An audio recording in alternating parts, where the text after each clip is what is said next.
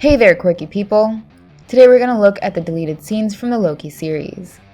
While Loki was left lonely and sad at the end of the finale, we were also left with the same feeling after the episode. You are alone, and you always will be. There has been no episode to follow it this week, and that's quite sad to be honest. Yes, we are getting the What If series from next month onwards, but who is going to fill the void till then? Well, don't you guys worry, we're here for you.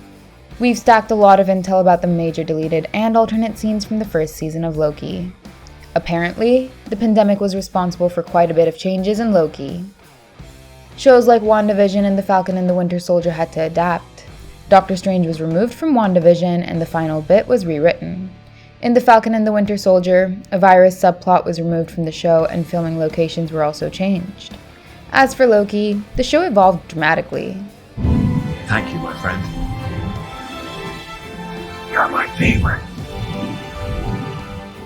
Director Kate Herron recently revealed that she isn't returning for season 2. That's because the original talks were only about one season, which would have introduced Kang at the very end.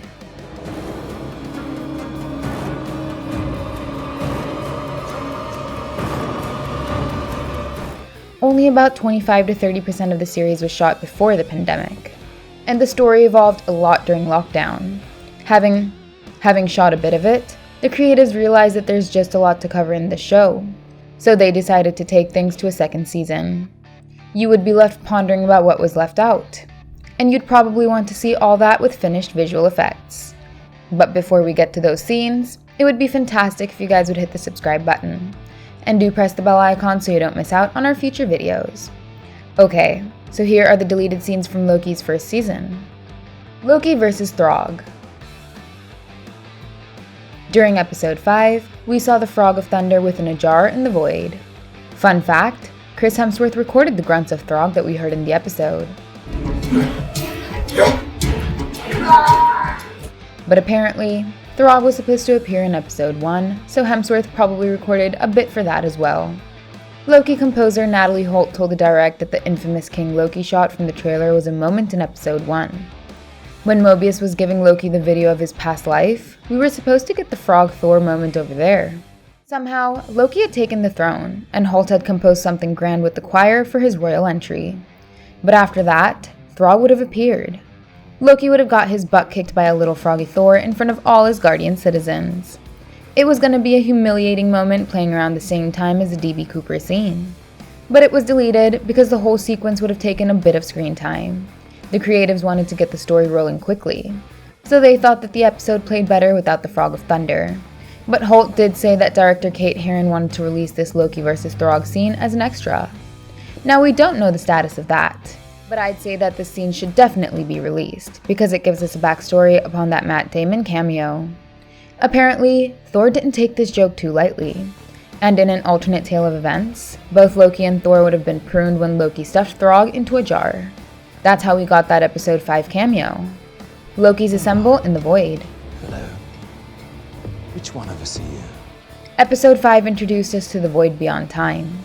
We saw all the pruned matter giving us a bunch of Easter eggs and reference to the comics. But originally, the void was going to be much weirder. It evolved into what we ultimately saw in the show. And the only weird part of it that made the final cut were those blue eggs and chicken birdies. Another variant made in the void was related to the Loki variants. We were left wondering about the fate of all the Loki variants left fighting in Kid Loki's little kingdom. Apparently, a deleted scene idea would have answered that. It wasn't just classic Loki who was supposed to help Loki and Sylvie against the Goliath. The ones who would have survived the bunker battle would have had a huge Loki assemble moment. All of them together were going to distract Aliath while Loki and Sylvie enchanted it. This scene was deleted because it would have diminished the sacrifice of classic Loki, and the victory of Loki and Sylvie against Goliath. Classic Loki's Asgard illusion was a huge moment in the episode. It allowed our Loki variant to realize that all Lokis have the potential to be really powerful. How is he doing that? I think we're stronger than we realize! As cool as a Loki's assemble moment would have been, I think that the creatives made a better choice by giving classic Loki and our two main Lokis the spotlight. There is a chance that we may never see classic Loki again, unless he hid as an inanimate debris once again. So, it is nice that we got to see his supremacy with his grand illusion. Judge Renssler. This isn't what I asked for. I know, but he thinks this will be more useful. Who? Happy reading. Apparently, we would have got a bit of history upon Ravona Renssler in her Hunter A23 days. Those scenes would have shown her prowess as a hunter leading to her promotion into a judge. We might have seen why He Who Remains chose her and guided her through his proxy timekeepers. But now, that backstory would be explored in Season 2. It could happen through a relationship between Renssler and a new Kang. Alternate ending.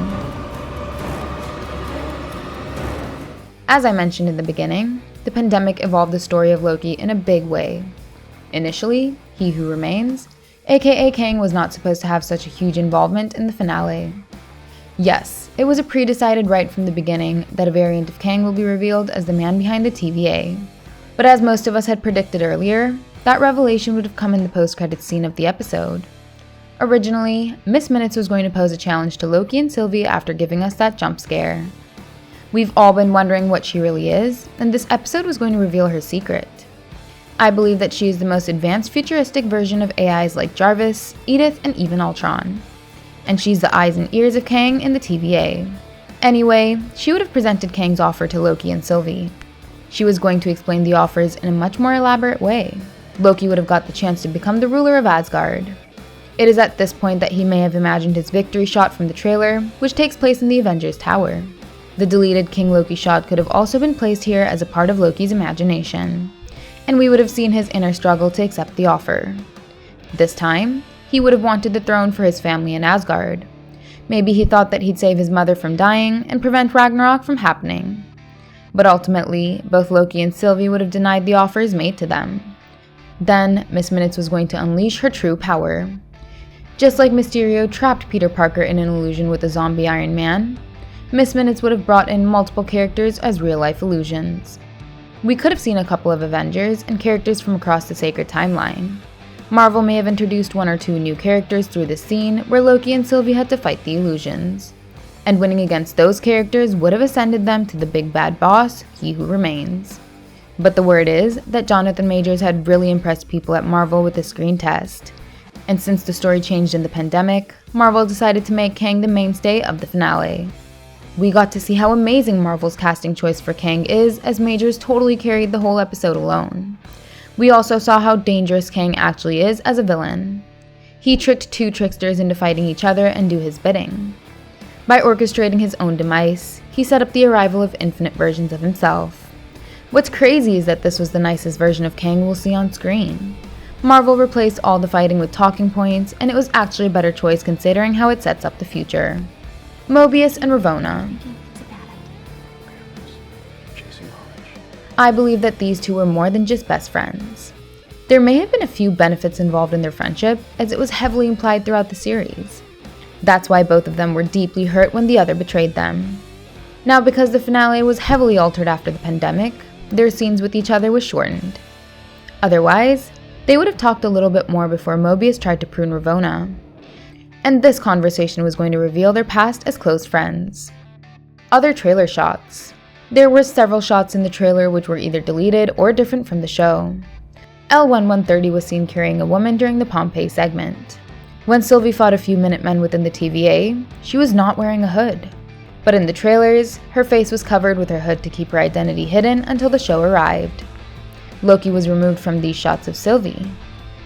And Sylvie was removed from all these Loki shots in the trailers. The fake timekeepers have been edited from the background here. Loki's landing in the void was different, as it didn't have the other variants. And last but not least, the first ever shot of Loki in a trailer was also different. Back in 2020, Marvel revealed the first footage of Loki through the big game spot. This dialogue played out differently in the series. What will you do at the TVA? Burn it to the ground! Now with this, we bring our video of Loki's deleted scenes to an end. Tell us if you would like any of these scenes in the final cut. Hit the like button if you learned something new from the video. And don't forget to check out some more fun videos on our channel. Thank you, and I'll see you in the next one. Bye!